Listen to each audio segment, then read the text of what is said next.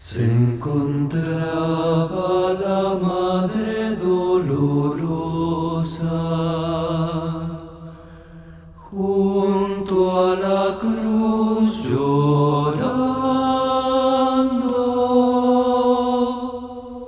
en que el Hijo moría suspendido,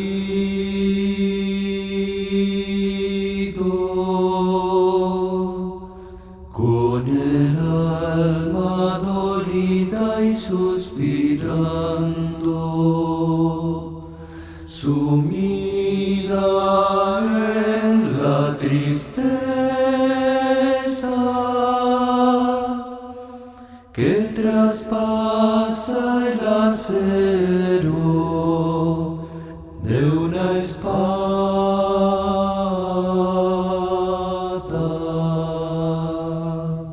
que afligida y que triste se encontraba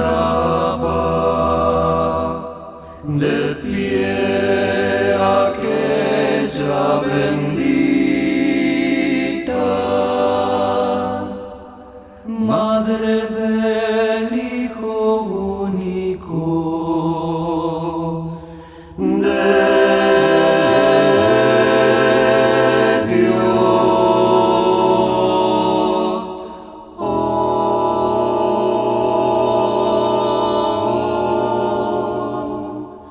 Cuánto se dolía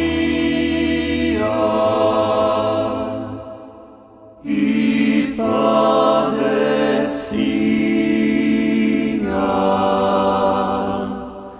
esa Madre piadosa, contemplando las penas de su Hijo.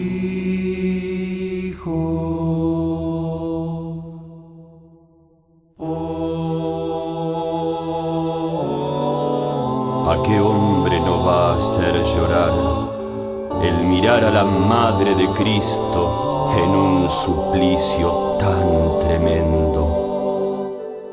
¿Quién es el que podrá no entristecerse de contemplar tan solo a esta Madre que sufre con su Hijo? Ella vio a Jesús en los tormentos,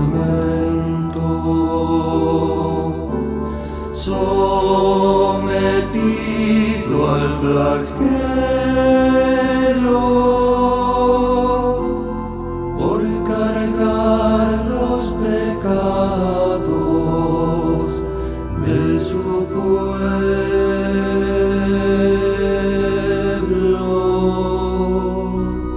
Y vio cómo muriendo abandonado